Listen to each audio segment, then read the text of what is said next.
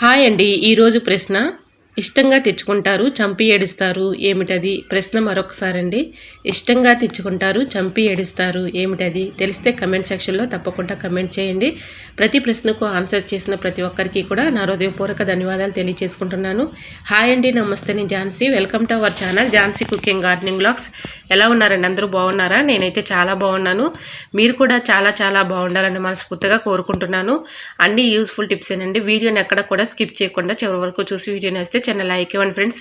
మీరు ఇచ్చే చిన్న లైక్ నా సపోర్టింగ్గా ఉంటుంది, మరికొంతమందికి ఇచ్చే అవకాశం ఉంటుంది. కాబట్టి ప్లీజ్ అండి చిన్న లైక్ ఇవ్వటం మాత్రం మర్చిపోకండి ఫ్రెండ్స్.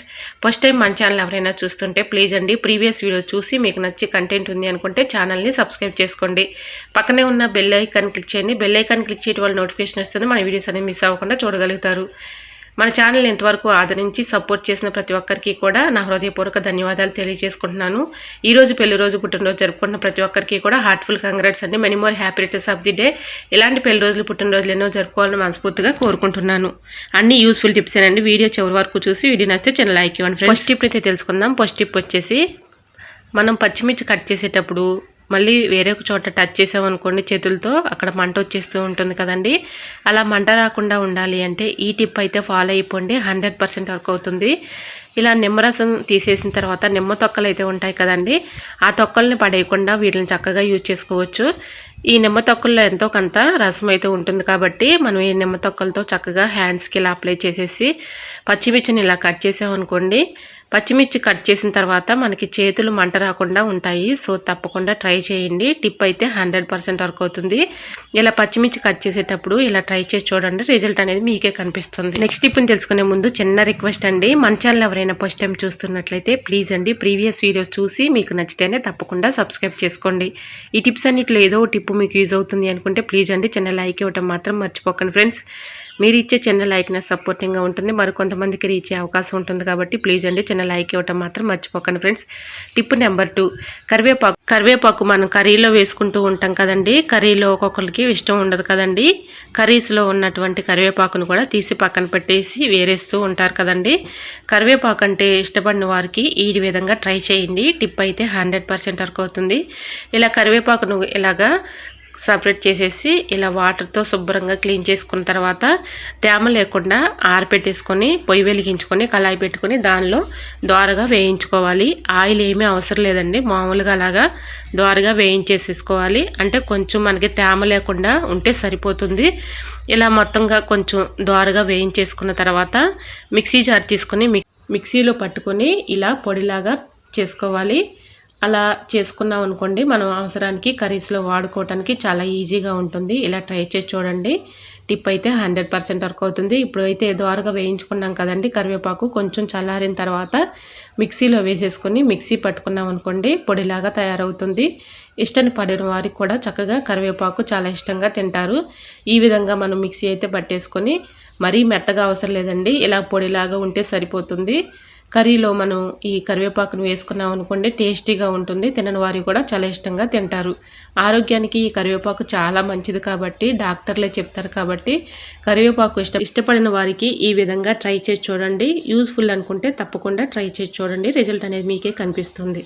టిప్ నెంబర్ 3, సోప్స్ అయితే మనం ఎక్కువగా యూజ్ చేసుకుంటూ ఉంటాం కదండి. సోపులు తీసేసుకున్న తర్వాత అవి ఖాళీ అయిపోయిన ప్యాకెట్స్ అయితే ఉంటాయి కదండి, వాటిని పడేయకుండా ఇలా సెల్ఫుల్లో మన షర్ట్లు కింద కానీ అలాగని బ్లౌజుల కింద కానీ ఇలా పెట్టుకున్నాం అనుకోండి మంచి స్మెల్ వస్తుందండి. సో తప్పకుండా. టిప్ నెంబర్ 4, పెన్ క్యాప్స్ ఎందుకు పనికిరావని పడేస్తూ ఉంటాం కదండి, వాటిని ఇలా యూజ్ చేసుకోవచ్చు.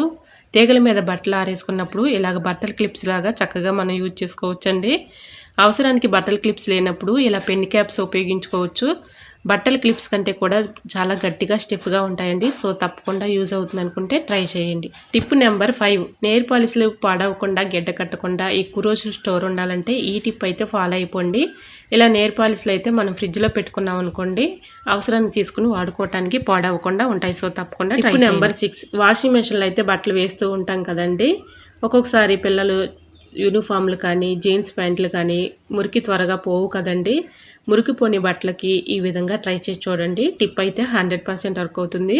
ట్యాబ్లెట్ సీడ్స్ ఉంటాయి కదండి, ట్యాబ్లెట్స్ అయిపోయిన తర్వాత ఆ సీట్లు పడేస్తూ ఉంటాం కదండి. సిల్వర్ పాయిల్ ట్యాబ్లెట్ సీట్లు అయితే ఉంటూ ఉంటాయి కదా, వాటిని ఇలాగా ఉండలాగా చుట్టేసి 2-3 అందులో వేసుకున్నాం అనుకోండి, ఇలా చక్కగా బట్టల్లో వేసేసుకున్నాం అనుకోండి, మురుకు త్వరగా పోతుంది, మన పని ఈజీగా సులువుగా అయిపోతుంది. సో తప్పకుండా ట్రై చేయండి. టిప్ అయితే 100% వర్క్ అవుతుంది. టిప్ నెంబర్ 7, హ్యాండ్ వాష్ చేసుకునే సోప్స్ అయితే ఉంటాయి కదండి, లైఫ్ బాయ్ కానీ, డెటాల్ కానీ, సంతూర్ కానీ వాళ్ళు ఉంటాయి కదండి, వాటిని ఒకటి తీసుకొని ఇలా లవంగాయలు అయితే ఇలాగ 2-3 గుచ్చుకొని దానిపైన ఇలాగా పిల్లలు స్టడీ చేసే దగ్గర ఇలా ఈ సోప్ని తీసుకెళ్ళి పెట్టామనుకోండి, నెగిటివ్ ఎనర్జీ ఉండదండి, బ్యాడ్ స్మెల్ కూడా ఉండదు.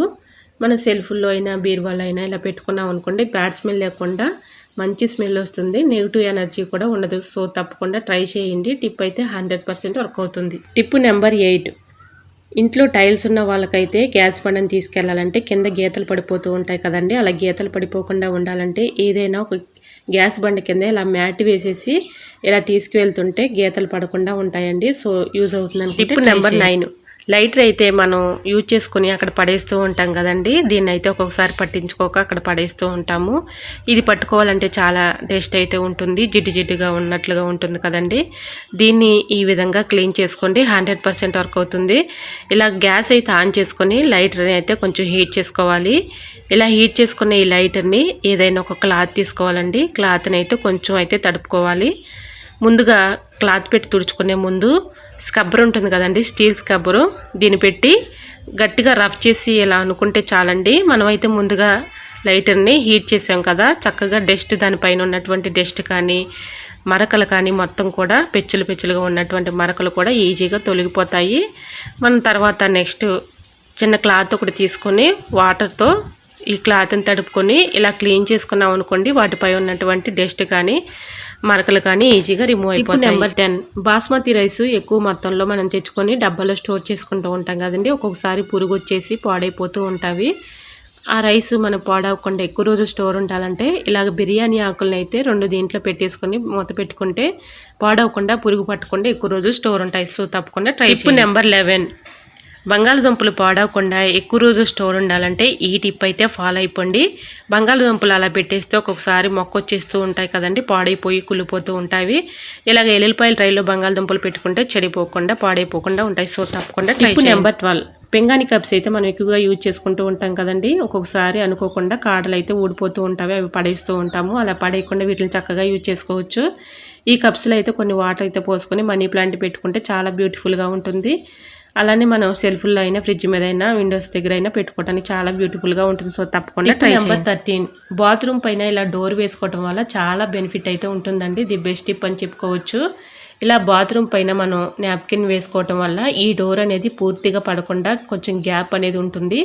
చిన్నపిల్లలు ఉన్న ఇంట్లో అయితే లోపల బాత్రూంలో స్నానం చేసేసి ఒక్కొక్కసారి లాక్ వేసేసుకుంటూ ఉంటారు, అది మనం తీయాలంటే చాలా కష్టంగా భయంగా ఉంటుంది కదండి. ఇలా కొంచెం నాప్కిన్ అయితే మనం వేసేసుకున్నాం అనుకోండి, ఆ డోరు పూర్తిగా పడకుండా గ్యాప్ అనేది ఉంటుంది. కాబట్టి చిన్నపిల్లలు ఒకవేళ మనం చూడకపోయినా బాత్రూంలోకి వెళ్ళి ఇలా స్నానం చేసినప్పటికీ కూడా ఆ డోరు పూర్తిగా పడదు. కాబట్టి చక్కగా మనకి ఎటువంటి భయం లేకుండా ఇలా బాత్రూమ్ డోర్ పైన నాప్కిన్ వేసుకుంటే టెన్షన్ కూడా ఉండకుండా చిన్నపిల్లలు ఉన్న ఇంట్లో చాలా యూజ్ఫుల్గా ఉంటుందండి. సో యూజ్ అవుతుంది అనుకుంటే తప్పకుండా ట్రై చేయండి. ఐ హోప్ ఈ టిప్స్ అన్ని మీకు నచ్చాయి అనుకుంటున్నా. నచ్చితే మాత్రం ప్లీజ్ అండి వీడియోని లైక్ చేసి మీ ఫ్రెండ్స్ అండ్ రిలేటివ్స్కి షేర్ చేయండి.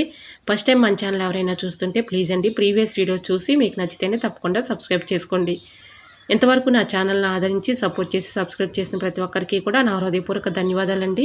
ఈరోజు అడిగిన పొడుపు కథ ప్రశ్న కూడా ఆన్సర్ తెలిసి తప్పకుండా కమెంట్ చేయండి.